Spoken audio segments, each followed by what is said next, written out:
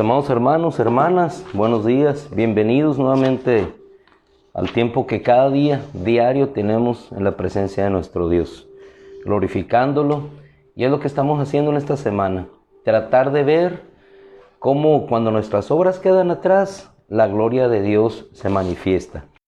En el Evangelio de Juan capítulo 6, nosotros encontramos toda una multitud que seguía al Señor.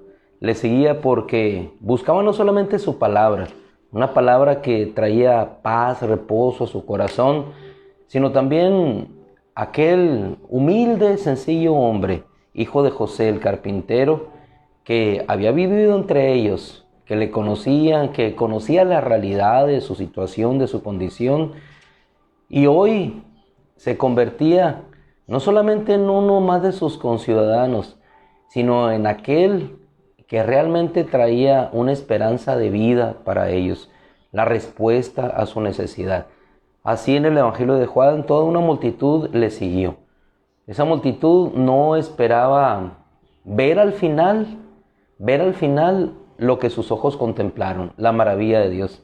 Es decir, no estaban pensando en sí mismos, buscaban solamente el reino que les había sido prometido, al profeta que les anunciaría las glorias de Dios, y lo que verían ese día sería totalmente diferente a como habían sido sus días anteriores. Imaginemos a ese hombre, a esa mujer, a esos niños que de pronto supieron que Jesús estaba en medio de ellos. Fueron a aquel lugar, se sumó uno, se sumó otro. Dice la Escritura que en total fueron 5,000 varones los que hicieron acto de presencia ante Jesús. El Señor les habló la palabra venida del cielo. Una palabra que hablaba no del universo, sino que hablaba de la necesidad y para la necesidad que ellos tenían. El universo estaba representado en sí mismo. La libertad estaba representada allí mismo, en aquel que les estaba hablando. Y la libertad estaba representada por cada palabra que habría de llegar a su corazón, por cada hecho manifestado que habría de exaltar, para que ese pueblo que esperaba la gloria del Dios de Israel pudiera verla manifestada, no en la extensión sublime de los ejércitos poderosos, que Dios bien podría hacerlo, sino en la expresión sencilla de un acto que resolvería su necesidad. Muchas veces pensamos en la gloria de Dios como en hechos grandiosos, milagros, maravillas, y no pensamos en la gloria de Dios cuando suple un pan a nuestra mesa. Ese fue el caso de este escenario que nosotros vemos en el Evangelio de Juan. El punto aquí es cómo nosotros pensamos siempre en cómo nosotros vamos a resolver una situación. Y no se trata de nosotros, sino se trata de dejar pasar lo que nosotros somos para que entonces la gloria de Dios pueda ser manifestada. Es por su causa, es para la gloria de Dios que hacemos todas las cosas. Cuando estaba esa gran multitud, el Señor la vio que eran bastantes, y le dice a Felipe: ¿dónde compraremos pan para que estos coman? Felipe, observando toda aquella multitud, probablemente trayendo a su mente la suma más grande que en aquel entonces podría él considerar, 200 denarios, la suma equivalente hoy a unos 12,000 pesos aproximadamente, suma que no nos alcanza para 5,000 personas, ni siquiera para rentar un local donde albergar a tal muchedumbre. ¿Dónde?, le dice el Señor, compraremos pan para que todos estos coman. Lo que traían en sus manos era insuficiente, la bolsa del dinero resultaba prácticamente nula ante la necesidad que se tenía por frente. Pero Dios, Jesús, más allá de ciertamente alimentar a esa multitud, porque no la habría de dejar sin alimento, estaba dando una lección para que Dios fuera glorificado. En ese día, los ojos no solamente de sus discípulos, sino de aquella multitud, vería lo que Dios puede hacer a partir de lo poco que nosotros podamos tener. Es así como después llega Andrés, otro de los discípulos, hermano de Simón Pedro, Y le dice, Señor, pues solamente tenemos aquí 5 panes y 2 pescados. ¿Y qué es lo que hace el Señor? Y vamos a ver 3 ejemplos. En ese momento, ante esa circunstancia, el Señor les dice, hagan que todos se recuesten. Es decir, totalmente contrario a lo que nosotros podíamos pensar. Podía haber organizado una logística de distribución de alimentos, podía enviar a sus discípulos a que juntaran a hombres, eran 5,000. Bien podría haber organizado por centurias, ustedes corren hacia estos pueblos, dejen a las mujeres aquí, las mujeres vayan preparando lo que tengan, vayan acondicionando el área, los niños vayan hacia este lugar, no causen daño o ruido y ahorita vendrá el alimento. Pero Jesús no hizo eso. Él descansó en Dios y los hizo descansar a ellos igualmente, que descansaran, que reposaran.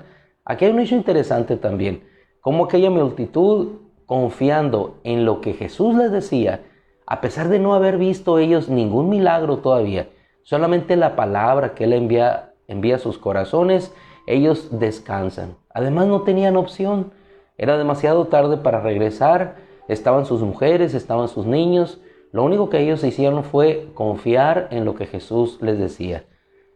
Tanto Andrés como Felipe probablemente pensaron en sí mismos, ¿cómo vamos a resolver nosotros esta situación?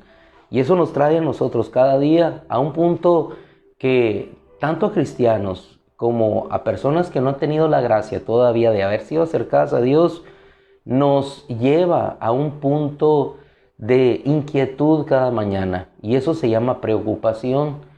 Cuando nosotros dejamos que la preocupación llegue a nuestro corazón, y la tratamos de resolver nosotros por nosotros mismos y no descansamos, no damos lugar a que Dios se manifieste, la preocupación sigue allí.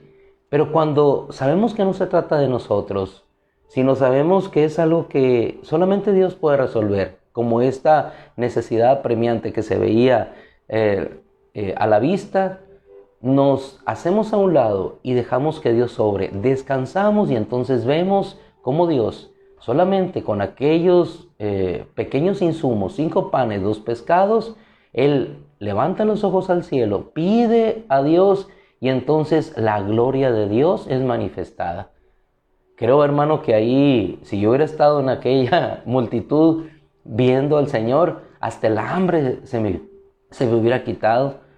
Hubiera comido maravillado de cómo con tan poquito aquella multitud, todos nosotros habíamos sido alimentados, nuestras esposas, nuestras familias. Muchas veces los varones nos preocupamos, ¿qué vamos a hacer?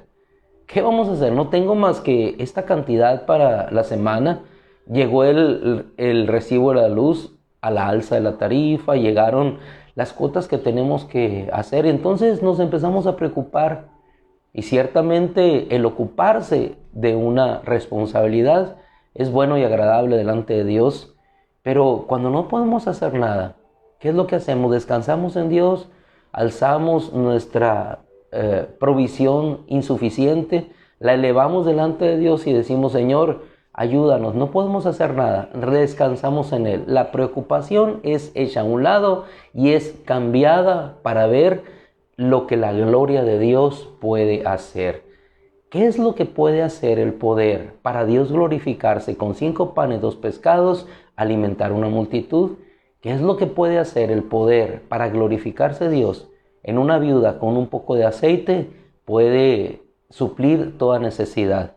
¿Qué es lo que puede hacer el Señor con discípulos, como hombres como tú y yo, sin alguna o ninguna preparación, y llamo espiritual, en todo sentido, para poder servir a un rey tan poderoso, a una iglesia que ha sido comprada con su propia sangre?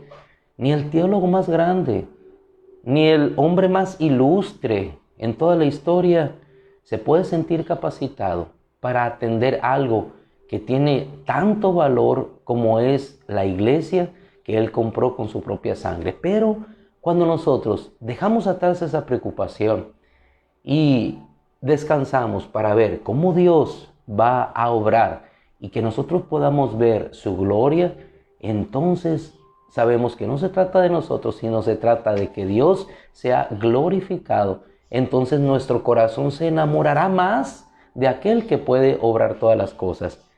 El propósito de ver esta ligera enseñanza es para que no solamente nuestros ojos puedan ver lo que Dios puede hacer, sino que nuestro corazón se rinda ante Él, se enamore más de ese Dios hermoso que está al cuidado de nuestra vida.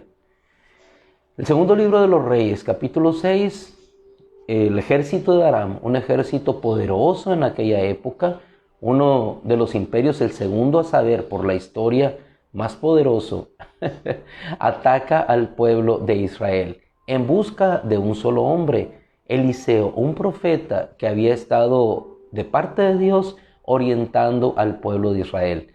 Un solo hombre, la voz de Dios más poderosa para orientar, para dirigir y para dar la victoria a un pueblo que se encontraba preocupado porque no sabía cómo hacer frente a aquella situación. El profeta de Dios descansa y un día de victoria se convierte al otro día por la mañana en un día de preocupación, no para el profeta, sino para su siervo, porque él se levanta y ve a los ejércitos enemigos, se habían apostado ahí durante toda la noche, habían hecho acto de presencia para que cuando aquel profeta se levantara junto con su siervo, no pudieran escaparse por ningún lado. Miles de hombres buscando a un solo hombre, pero ese solo hombre no estaba solo, estaba rodeado por los ejércitos del Señor. ¿Qué es lo que hace en este caso Eliseo? Cuando él ve a todo aquel ejército, dice su siervo: ¡ay, Señor mío, Gehazi! ¡Ay, Señor mío! ¿Qué vamos a hacer? Y esa es la expresión natural que surge tanto en Felipe como en Andrés, como surge en Gehazi o Giesi, dependiendo de la traducción bíblica que utilicemos para vertir el nombre del siervo de Eliseo. ¿Qué vamos a hacer? ¿Qué vamos a hacer? ¿Y qué vamos a hacer tú y yo ante una situación que nos sobrepasa, que estamos limitados en nuestra capacidad financiera, intelectual, nuestra capacidad de dar respuesta a la necesidad que está por delante, apremiante en sí misma? ¿Qué tenemos que hacer sino solamente voltear como volteó el siervo a su señor? ¿Qué vamos a hacer? ¿Y por qué volteó Giesi a su señor? Porque sabía que en él podía tener una respuesta. Y muchas veces nosotros volteamos al hombre y ese hombre en ocasiones da respuesta de sí mismo. Pero llama la atención de que Eliseo no buscó respuesta en sí mismo, sino que buscó respuesta en Dios. ¿Y saben lo que él hizo? Dice que oró y entonces Giesi pudo ver cómo ellos estaban rodeados por un ejército mayor que aquel que era de carne. De parte nuestra están los ejércitos de los cielos, una legión de ángeles o miles de legiones de ángeles que Él puede enviar, ángeles poderosos. Basta un solo ser de esos para destruir a un solo ejército. Por eso ellos, y en este caso Eliseo, estaba confiado. Llama la atención que así como el Señor les dijo en el primer ejemplo que les doy, descansen, hoy es oren. Quiere decir que ante aquellas cosas que nosotros vemos, si las dejamos pasar de lado para que la gloria de Dios sea manifiesta, entonces veremos el pan que desciende del cielo. Veremos cómo ese pan se multiplica. Literalmente en el Evangelio de Juan no sucedió que el pan bajó del cielo, pero sí literalmente sucedió que en aquellas cestas empezó una multiplicación inexplicable. Lo único que ellos sabían, que extendían la mano y aquello no se agotaba hasta que todos fueron saciados de alimento. Igualmente aquí oró y Dios manifestó su gloria. ¿Qué es lo que sucede cuando tú y yo dejamos de lado lo que nosotros somos, nos apartamos, dejamos nuestra preocupación, en este caso la de Andrés, la de Felipe, por alimentar a aquella multitud, descansan en Dios? ¿Qué es lo que sucede cuando un ejército de problemas está delante de nosotros? Oramos a Dios, nos dejamos nosotros de lado y entonces Dios manifiesta su gloria.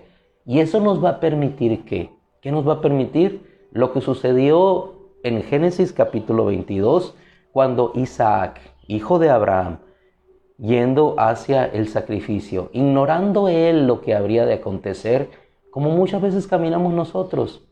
Caminamos ignorando lo que va a suceder en esa travesía, cuál será el final.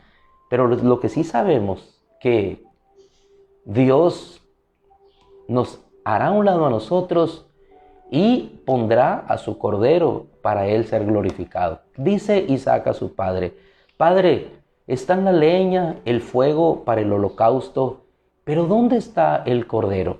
Y la respuesta de Abraham sigue siendo una frase que sigue tintineando a través de toda la historia y resonando a través de todas las edades y la época, para llegar a incrustarse aquí en nuestro corazón y decir con esa confianza, con esa serenidad, con esa seguridad: hijo, el Señor proveerá.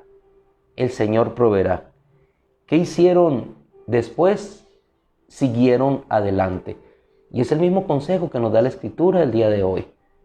Descansar en Dios, orar y seguir adelante. ¿Por qué? Porque el Señor proveerá. Y cuando descansamos, cuando oramos y cuando seguimos adelante confiando en que la gloria de Dios habrá de ser manifestada, esa gloria viene y se revela. ¿Qué haremos 2000 años más allá, o muchos años más allá, después de que aconteció este episodio en la vida de Abraham y de Isaac? Una cruz se levantaba sobre el Gólgota, una cruz que habría de poner fin a todo pecado y a toda muerte. Más allá de esa cruz, lo que la humanidad o todos aquellos que iban en aquel cortejo fúnebre veían solamente la muerte, un sacrificio. Pero los ojos de Dios, el Padre de los cielos, el corazón del Cristo, más allá de una cruz, veían la gloria de Dios. La gloria de Dios que levantaría a su Hijo de entre los muertos. ¿Qué tuvieron que hacer ellos? Estaban preocupados por que a Jesús no le aconteciera tal cosa. Pedro le dijo: no te acontezca tal cosa, Señor. Pero eso tenía que acontecer, y tenía que acontecer para la gloria de Dios y para nuestra bendición. Si te fijas, cuando Dios manifiesta su gloria es para bendecirnos a nosotros. Dios manifestó su gloria y el pan bendijo a la multitud. Dios manifestó su gloria y fue salvo Gehazi junto con su siervo. Dios manifestó su gloria y fue salvo Isaac. Dios manifestó su gloria en esa cruz, en esa resurrección, y por esa gloria manifestada de Dios, tú y yo podemos estar en salvación el día de hoy, y podemos continuar hacia adelante, en esa confianza, en esa seguridad y en esa fe. Con estas palabras de la Escritura que dan paz a nuestro corazón. Evangelio de Mateo capítulo 6 es la cita en referencia que nos llevaremos el día de hoy. Evangelio de Mateo capítulo 6 verso 25 dice la Escritura: por la misma boca que habló aquellas palabras, ¿qué vamos a hacer? A Felipe, esa misma boca en aquel entonces dejó una enseñanza que es registrada por el Espíritu Santo, persona de la deidad, expresa y quedan escritas, para que no solamente queden escritas aquí, sino queden escritas en nuestro corazón. Dijo el Señor: ¿por qué se preocupan? ¿Por qué están preocupados? ¿Por qué están preocupados? Observen, y ustedes conocen la Escritura, cómo los lirios crecen y son vestidos por Dios. No se preocupen por su vida, no se preocupen de qué comerán o qué vestirán.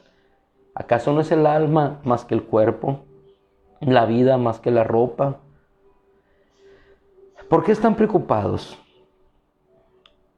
¿No están preocupados ustedes, acaso, les decía el Señor, por qué van a comer, qué van a beber, qué van a vestir? Todas estas cosas busca la gente del mundo, y hace el diferencial. La gente del mundo busca todas estas cosas. ¿Por qué? Porque ellos no pueden entender que la gloria de Dios viene y se manifiesta para aquellos que en gracia han sido llamados. Estas palabras de Jesús deben de quedar en lo más profundo de nuestro corazón todos los días. No te preocupes, no se trata de ti. Se trata de que cuando tú dejas tu preocupación a un lado y descansas en Dios, entonces la gloria de Dios se manifiesta. Muchos nos preocupamos por la enfermedad de nuestras familias, muchos nos preocupamos por el panorama incierto que viene por delante, nos preocupamos por una agenda de las tinieblas que difícilmente podemos combatir con nuestras fuerzas, con nuestros escasos recursos. Nos preocupamos, pero cuando nosotros descansamos en Dios, sabemos que no se trata de nosotros, sino se trata de lo que Dios va a hacer. Y este es el tema. No se trata de lo que yo puedo hacer, de cómo puedo hacer para vestirme, qué puedo hacer para comer, qué puedo hacer para proveer la seguridad en el futuro. No, se trata de descansar, dejar a un lado la preocupación para que entonces la gloria de Dios sea manifiesta. Y entonces podamos nosotros, como Abraham, seguir adelante. El hecho de saber esta verdad bíblica fundamental de que todo obra para la gloria de Dios nos permite caminar en confianza, en reposo, en fe y tranquilidad. Termina, versículo 34 del capítulo 6 del Evangelio, por lo cual, es decir, da las razones, la justificación, como en cualquier tesis, cualquier planteamiento de problema, da la justificación. Pero la justificación es ¿cuál? Por lo cual no estén preocupados por el futuro, porque el futuro se preocupará o se atenderá a sí mismo. Bástele a cada día sus propios problemas. Bástele a cada día sus propios problemas. Evangelio de Juan capítulo 6, un problema. No tenemos cómo alimentar. Segundo libro de Reyes, un problema. No tenemos cómo hacer frente a esos enemigos. Problema en aquel día de Isaac. ¿Quién proveerá? Está esto, pero nos falta esto. Hermano, concluyamos. Lo que haga falta, Dios lo pondrá. Y lo pondrá para su gloria. Que hacía falta para aquella multitud alimento, Dios lo puso. Que hizo falta para que Eliseo no fuera presa o cautivo de aquel ejército, que Dios se manifestara. Y no usó el ejército poderoso para protegerlo, que bien pudiera hacerlo. Usó solamente el poder de enceguecer aquellos ejércitos para después regresarlos viendo y que Dios fuera manifestado en gloria y que el ejército ya no le pudiera molestar. ¿Cómo terminó? ¿Qué terminó supliendo el Señor a Isaac? El cordero para el holocausto. Dios proveerá todo aquello que haga falta en tu vida para que puedas seguir adelante. Así es que yo te invito a que en esa confianza, en ese reposo, oremos a nuestro Dios hoy, descansando en esta serenidad que nos da, en estas palabras de vida que vienen a nuestro corazón, confiando en que Él es nuestro sustentador, Evangelio de Juan, nuestro protector, Libro de Reyes, y el que suplirá lo que falta para nuestra necesidad. Padre, te damos gracias. Te bendecimos, Señor, porque aún en la escasez, tú habrás de llenarnos de abundancia. En el temor de nuestra soledad y la insuficiencia de poder enfrentar a los enemigos, Señor, tú nos harás ver que más son los que están por nosotros que los que están en contra nuestra. Señor, y cuando haga falta algo, tú lo suplirás, Señor. Lo que haga falta, tú lo suplirás a nuestra vida. Sea lo que sea, Señor. Por eso nosotros hacemos a un lado nuestra preocupación y descansamos en ti. Porque no se trata de que nosotros podamos resolver una situación y que el hombre reciba gloria. No, Señor. Se trata de que el hombre sea humillado para que tú seas exaltado.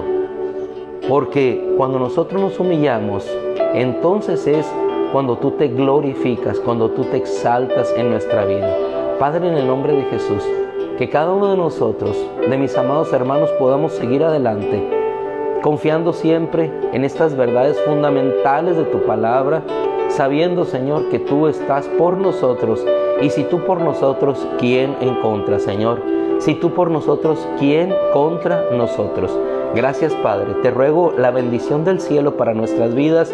Te ruego, Señor, la sanidad tan anhelada, orada, esperada para todos aquellos que la necesitan.